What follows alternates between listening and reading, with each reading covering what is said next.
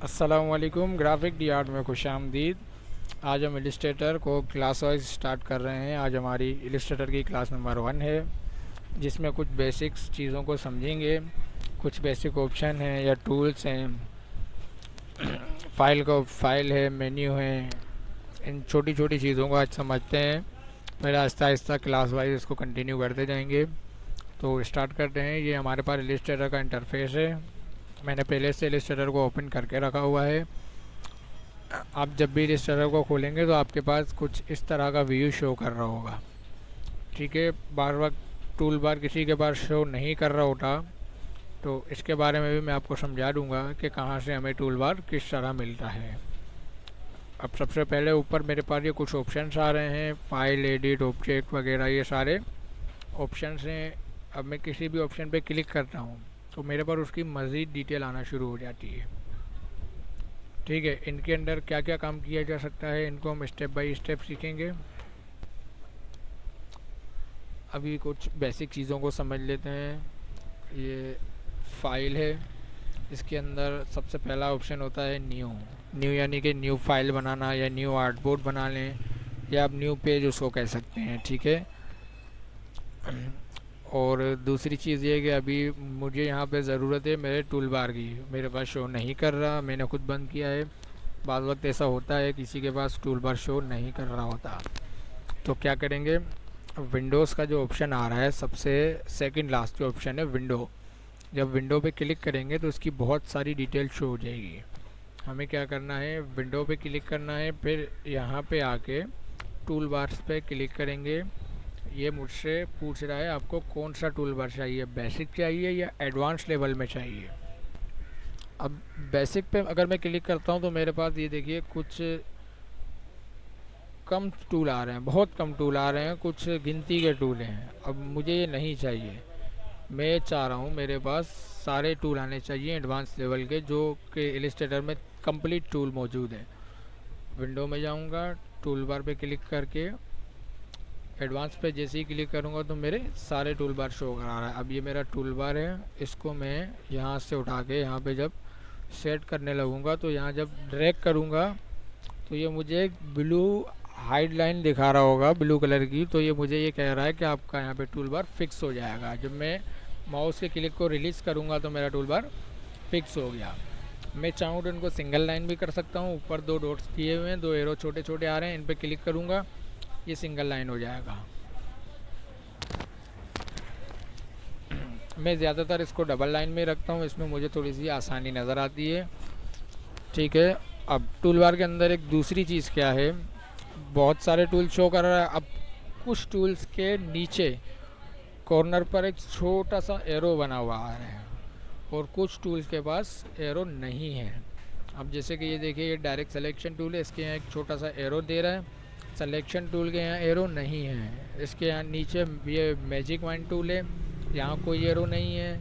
Lasso tool के नीचे कोई एरो नहीं है। ठीक है, एंकर पॉइंट के नीचे एक एरो दे रहा है। अब इस एरो का क्या मतलब है, जिसके नीचे एरो दे रहा होगा इसका मतलब ये है इसके अंदर मज़ीद टूल मौजूद हैं। जब मैं इसके ऊपर क्लिक करूँगा और दोबारा एक क्लिक करके होल्ड करूँगा, मेरे पास एक दूसरा पैनल शो कर रहा होगा जिसके अंदर मज़ीद टूल आ रहे होंगे। अब ये मज़ीद टूल्स जो आ रहे हैं, मैं चाहूँ तो किसी भी टूल को पिक कर सकता हूँ। जैसे ये डायरेक्ट सिलेक्शन है, इसके अंदर मैं अगर क्लिक करके होल्ड करूँगा तो मुझे दूसरे टूल भी शो करा रहा है। अब सिलेक्शन टूल के यहाँ कोई एरो नहीं है, मैं इसके ऊपर अगर क्लिक करके होल्ड करता हूँ तो कोई पेज शो नहीं हो रहा, क्योंकि इसके अंदर कोई टूल नहीं है।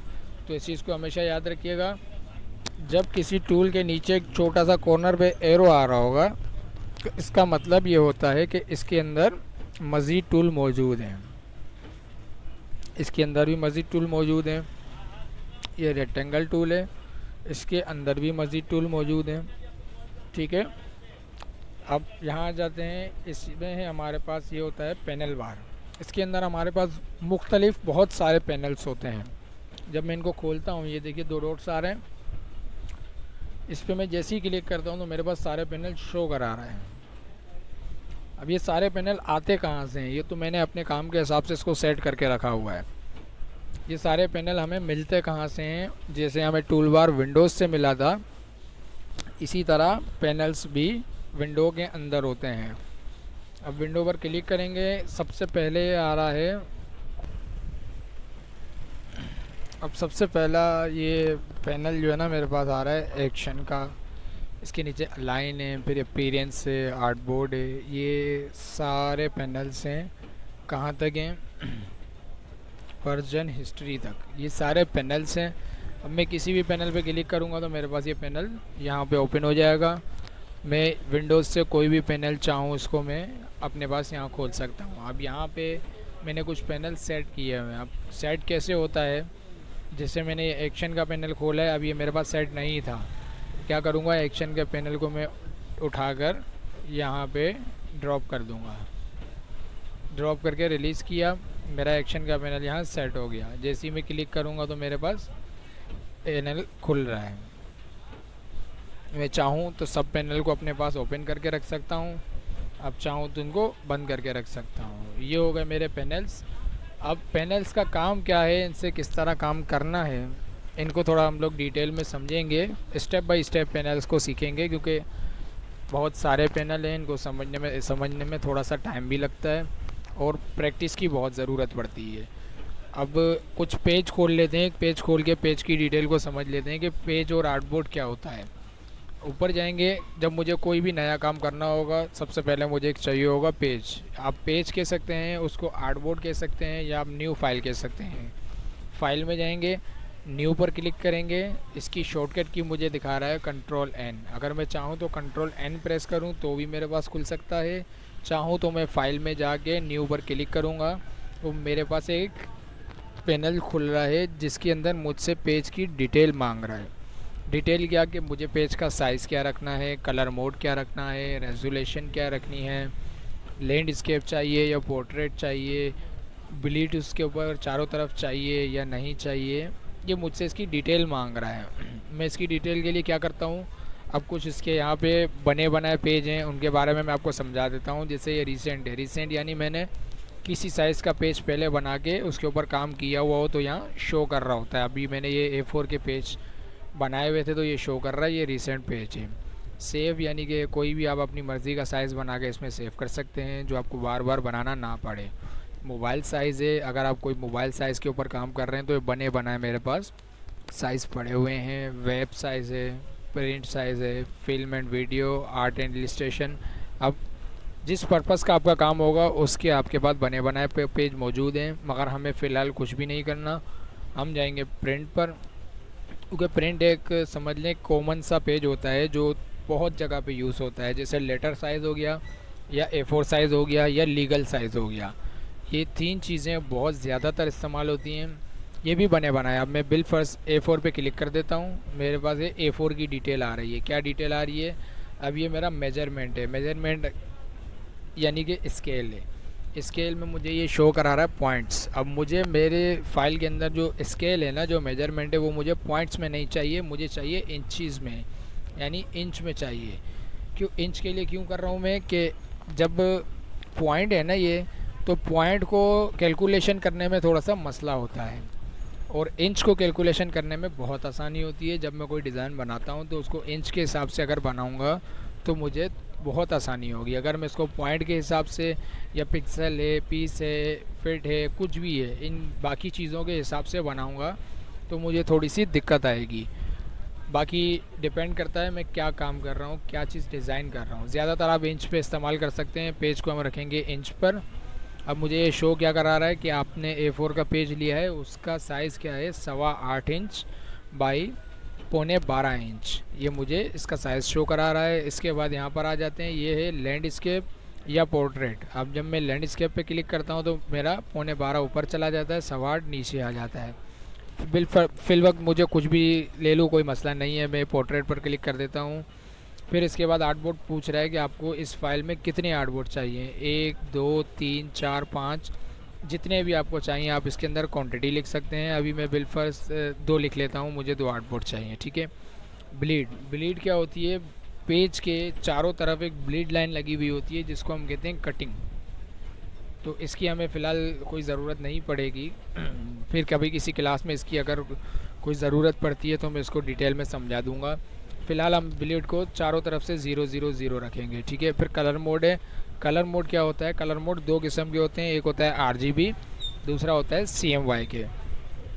RGB पे मैं कब रखूँगा अपनी फ़ाइल को? जब मैं कोई फ़ाइल सोशल मीडिया के लिए बना रहा हूँ, यानी कि व्हाट्सअप है, IMO, इंस्टाग्राम, यूट्यूब या कोई भी साइट है सोशल मीडिया पे ही मेरा डिज़ाइन अगर चलेगा तो मैं उसको RGB रखूँगा। और अगर मैं कोई ऐसा डिज़ाइन बना रहा हूँ जो प्रिंटिंग होगा, जो प्रिंट होने जाएगा, तो उसके लिए मैं अपना कलर मोड रखूँगा CMYK, क्योंकि प्रिंटिंग के 4 कलर होते हैं CMYK। इनकी फुल फॉर्म है सियान, मैजेंटा, येलो एंड ब्लैक, ठीक है।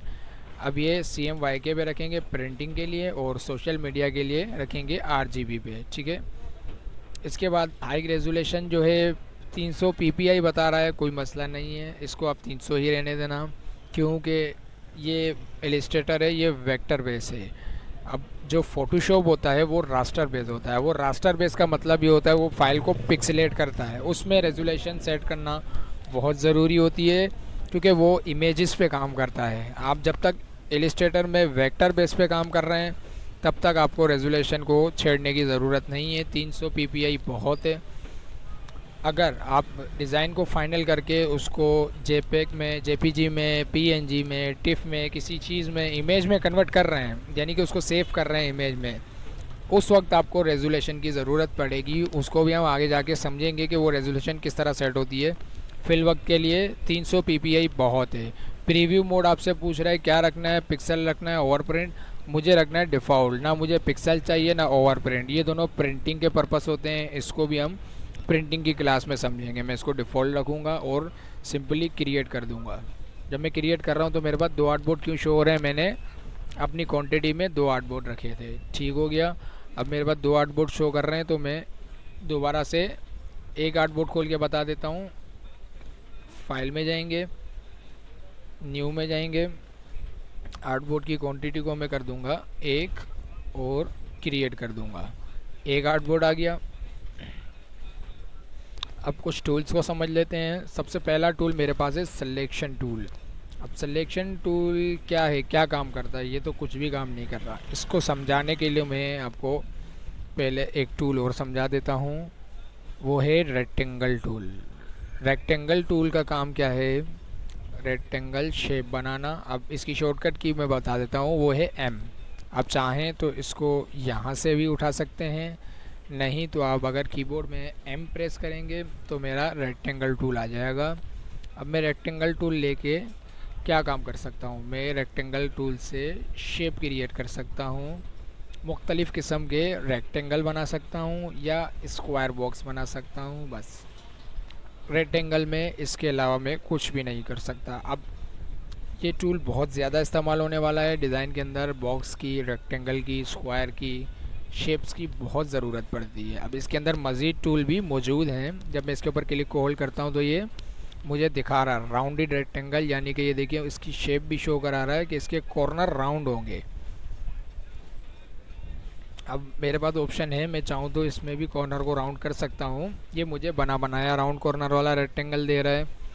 इसके अलावा इसके अंदर मैं एक और टूल दिखा देता हूँ, ये एलिप्स टूल है, ये सर्कल बनाता है। मैं चाहूँ तो इसको ओवल शेप में बना सकता हूँ या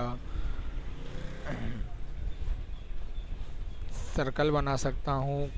इससे मैं सर्कल क्रिएट कर सकता हूँ। इसी के अंदर फिर आ जाता है पॉलीगॉन। पॉलीगॉन का काम भी शेप को क्रिएट करना है, जैसे कि हेक्सागोन होता है, इसी तरह पॉलीगॉन होता है। इससे भी मैं मुख्तलिफ़ साइज़ के, मुख्तलिफ़ किस्म के शेप क्रिएट कर सकता हूँ। इसके अलावा स्टार है, स्टार में क्या करना चाहता हूँ, स्टार क्रिएट करना चाहता हूँ। ये लो भाई, मेरे लिए स्टार भी क्रिएट होना शुरू हो गया। अब मैं क्रिएट किस तरह कर रहा हूँ, ये मैंने आपको टूल्स के शेप समझाए हैं। अब बनाने का तरीका मैं आपको समझा देता हूँ। रेक्टेंगल लेता हूँ, क्लिक करके माउस को मैं ड्रैग करूँगा। माउस को ड्रैग करने के बाद जितना मुझे रेक्टेंगल चाहिए वहाँ तक लाके मैं माउस के बटन को रिलीज़ कर दूँगा तो मेरा शेप क्रिएट हो जाएगा, ठीक है। अब एक चीज़ और, जब मैं क्लिक करके माउस को ड्रैग कर रहा हूँ तो मेरा जो शेप है वो रेक्टेंगल की ही शक्ल में बन रहा है। मैं चाह रहा हूँ ये स्क्वायर बनना चाहिए, बिल्कुल एक्चुअल साइज़ पे बनना चाहिए, चारों तरफ से स्क्वायर होना चाहिए। वो कैसे बनेगा, मैं शिफ्ट को प्रेस करूँगा, कीबोर्ड के अंदर शिफ्ट का बटन है, इसको मैं जब मैं प्रेस करूँगा, अब मैं शेप को क्रिएट कर रहा हूँ, तो ये देखिए मेरा बॉक्स जो है वो बिल्कुल स्क्वायर बन रहा है, इक्वल साइज़ आ रहे हैं चारों तरफ से। जब मैं शिफ्ट को रिलीज़ करूँगा तो ये फिर रेक्टेंगल बनाना शुरू कर देगा।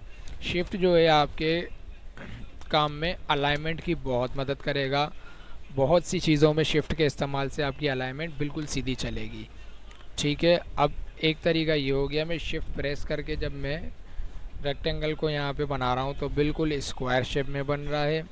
अब दूसरी चीज़, मैं ये चाह रहा हूँ कि मैं रेक्टेंगल तो बना रहा हूँ, स्क्वायर तो बना रहा हूँ, मगर ये एक कोने से लेके दूसरे कोने तक बन रहा है। मैं चाह रहा हूँ ये चारों तरफ से बड़ा होना चाहिए। तो मैंने क्या करना है, शिफ्ट के साथ ऑल्ट प्रेस करना है। जब ऑल्ट प्रेस करूँगा तो ये चारों तरफ से बनेगा।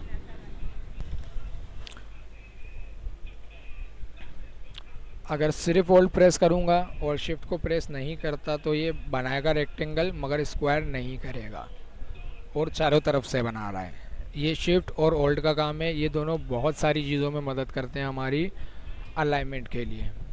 अब सिलेक्शन टूल को समझाते हैं। अब ये तो हमारा रेक्टेंगल हो गया, इसके अंदर मज़ीद और डिटेल मौजूद है, इसको मैं अभी फ़िलहाल के लिए यहीं पे रोकता हूँ।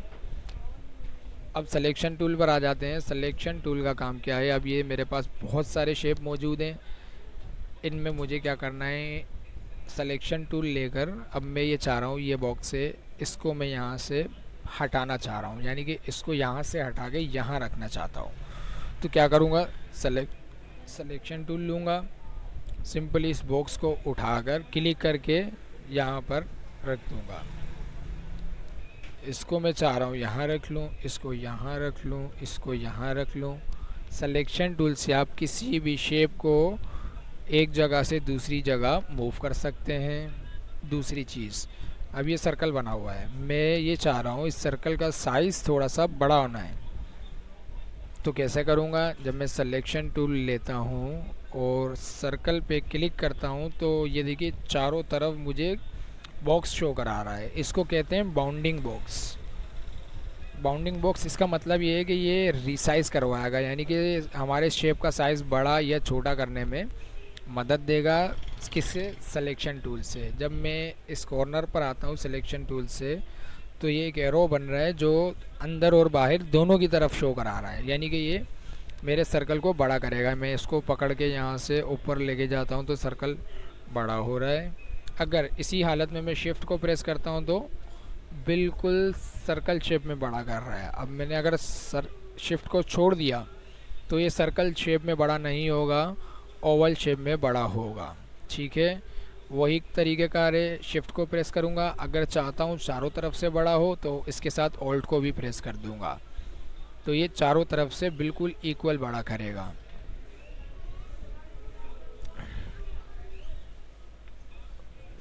ठीक है, सिलेक्शन टूल से मैं रिसाइज़ कर सकता हूँ। दूसरा काम ये मैं आपको इसके अंदर रेक्टेंगल में समझाता हूँ। रेक्टेंगल को उठा के ले आता हूँ, मैं चाह रहा हूँ इसको थोड़ा सा रोटेट करना है, तो वो काम भी मैं सिलेक्शन टूल की मदद से कर सकता हूँ। हालांकि इसके अंदर अपना रोटेट टूल मौजूद है, मगर मैं इससे भी ये काम इस्तेमाल कर सकता हूँ। मैं क्लिक करूँगा और इसके कॉर्नर पर आकर जब मैं बाउंडिंग बॉक्स के अंदर अपने कर्सर को रख रहा हूँ तो मुझे ये रिसाइज़ का ऑप्शन दे रहा है। थोड़ा सा बाउंडिंग बॉक्स के मैं बाहर अपने माउस को लाऊंगा तो अब ये मुझे क्या दिखा रहा है, ये वही एरो दिखा रहा है मगर दोनों तरफ से कर्व हुआ। इसका मतलब क्या कह रहा है, ये कह रहा है इसको आप रोटेट कर लो। क्लिक करके मैं इसको रोटेट कर सकता हूँ। अब मैं इसको इतना रोटेट करना चाहता हूँ, इसको मैं इतना रोटेट करना चाहता हूँ। अब रोटेट भी हम शिफ्ट की मदद से कर सकते हैं, बिल्कुल इक्वल डायरेक्शन में करेगा। जैसे ये मेरा बॉक्स है, इसको मैं चाह रहा हूँ ये बिल्कुल एक्चुअल 45 डिग्री पे रोटेट हो, तो मैं क्या करूँगा, शिफ्ट को प्रेस करूँगा और फिर रोटेट करूँगा। अब ये बिल्कुल एक्चुअल मेरा जो है रोटेट कर रहा है। अब इसके अलावा आगे पीछे कहीं नहीं जा रहा, या तो यहाँ आएगा 45 पे या तो 90 पे। ये देखिए छोटा सा आपको लिखा हुआ शो कर रहा होगा 45 90 या तो फिर 135 या तो फिर 180। ये शिफ्ट की मदद से हो रहा है। अगर शिफ्ट को मैं रिलीज़ कर दूंगा तो मेरी डिग्री की जो फिक्सिंग थी वो ख़त्म हो गई है। अब ये किसी भी शेप में किसी भी एंगल में रोटेट कर रहा है। जैसे ही मैं शिफ्ट को प्रेस करूँगा तो फिर अपनी डायरेक्शन पे आ जाएगा। ये सिलेक्शन टूल से हम रोटेशन भी कर सकते हैं। अब सिलेक्शन टूल का तीसरा काम जो मैं इसके अंदर आपको बता रहा था, राउंड कॉर्नर वाला जो टूल है मेरे पास, ये सेकंड नंबर है रेक्टेंगल के अंदर। यहाँ से मैं जब मैं शेप क्रिएट कर रहा हूँ तो इसके कॉर्नर आर्टो पे राउंड हुए हुए आ रहे होते हैं। अब यही काम मैं सिलेक्शन टूल की मदद से भी कर सकता हूँ। अब मेरे पास ये रेक्टेंगल बना हुआ है, इसके कोई कॉर्नर राउंड नहीं हुए हुए मेरे पास। अब ये बाउंडिंग बॉक्स है, इसके अंदर छोटे छोटे पॉइंट्स दिखा रहा है, 1 2 3 4। इसका मतलब क्या है, जब मैं इस पॉइंट पर क्लिक करके अंदर की तरफ ले आऊँगा तो ये मेरे कॉर्नर डिजिट्स को राउंड करना शुरू कर देगा। अब कितना चाहिए वो मेरे ऊपर है, जितना ड्रैग करूँगा इतने कॉर्नर राउंड करता जाएगा।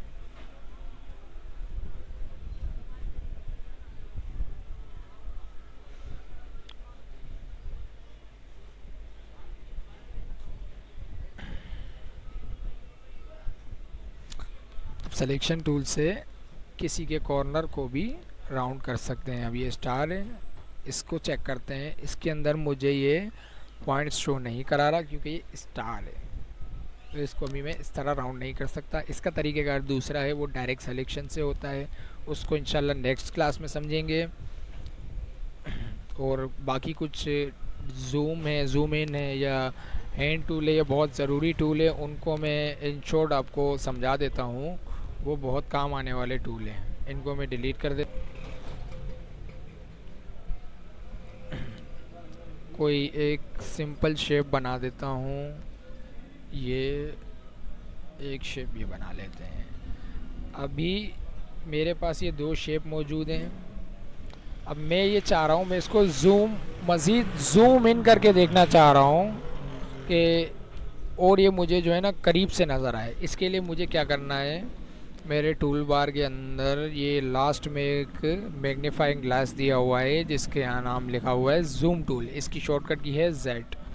जब मैं जूम टूल लूँगा और यहाँ पर अपने कर्सर को लाता हूँ तो ये देखिए एक मैग्नीफाइंग ग्लास बना हुआ आ रहा है, इसके अंदर एक प्लस का निशान है। इसका मतलब ये है कि मैं अपनी फ़ाइल को जूम कर सकता हूँ। जब मैं क्लिक करूँगा तो मेरी फ़ाइल जो है वो मेरे पास करीब आ रही है, यानी कि जूम हो रही है। याद रखिएगा, जूम करने में और साइज़ बड़ा करने में बहुत फ़र्क होता है। मैं सिर्फ इसको जूम करके देख रहा हूँ, साइज़ मेरा वही है। अब मैं क्लिक करते जा रहा हूँ, ये मेरी फ़ाइल को जूम करता जा रहा है। अब इसी में मुझे जूम मैंने कर लिया है। अब मैं चाह रहा हूँ जूम माइनस हो जाए। कुछ भी नहीं करूँगा, जूम टूल मेरे पास रहेगा। मैं ऑल्ट प्रेस करूँगा, प्लस की जगह माइनस का निशान आ जाएगा। फिर क्लिक करूँगा, जूम माइनस होना शुरू हो जाएगा। ठीक है, चाहूँ तो जूम टूल से सिंपली यहाँ बॉक्स बना लूँ तो ये इतना जूम हो जाएगा। मैं चाह रहा हूँ सिर्फ इतना एरिया जूम हो जाए तो यहाँ पे इतना बॉक्स बनाऊँगा तो ये इतना एरिया जूम हो जाएगा। ठीक है, ऑल्ट प्रेस करेंगे, दोबारा क्लिक करेंगे तो ये जूम माइनस होना शुरू हो जाएगा।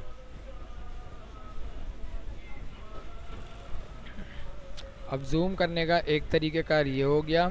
दूसरा तरीक़ेकार, अगर मैं ये चाहता हूँ कि मैं जूम टूल को सेलेक्ट किए बिना ही जूम कर लूँ तो इसकी एक सिंपल शॉर्टकट की है, बहुत आसानी से हो जाती है। कंट्रोल और स्पेस जैसे ही मैं प्रेस करके रखूँगा तो मेरे पास जूम टूल ऑटो पे शो कर रहा है। जब मैं कंट्रोल और स्पेस को रिलीज़ करूँगा तो मेरा जूम टूल वापस हट जाएगा। ये सिर्फ एक फ़िल वक्त के लिए आ रहा है कि आप जूम कर लो और कंट्रोल स्पेस को रिलीज़ कर दो, आपका जूम टूल वापस ख़त्म हो जाएगा। कंट्रोल स्पेस प्रेस किया, क्लिक किया, जूम हो रहा है। अगर मैं चाह रहा हूँ इसी हालत में माइनस हो जाए तो कंट्रोल स्पेस और ऑल्ट ये तीनों प्रेस करूँगा, जूम माइनस हो जाएगा। दूसरा तरीका ये हो गया। अब जूम करने का तीसरा तरीका और बहुत ही आसान तरीका है।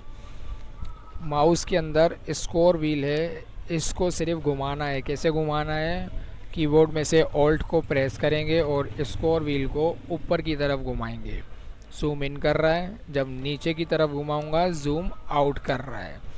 सिंपल और आसान तरीका है। ऑल्ट प्रेस करेंगे, स्क्रोल व्हील को ऊपर की तरफ राउंड करेंगे तो जूम करेगा, स्क्वायर व्हील को नीचे की तरफ जूम राउंड करेंगे तो जूम माइनस करेगा।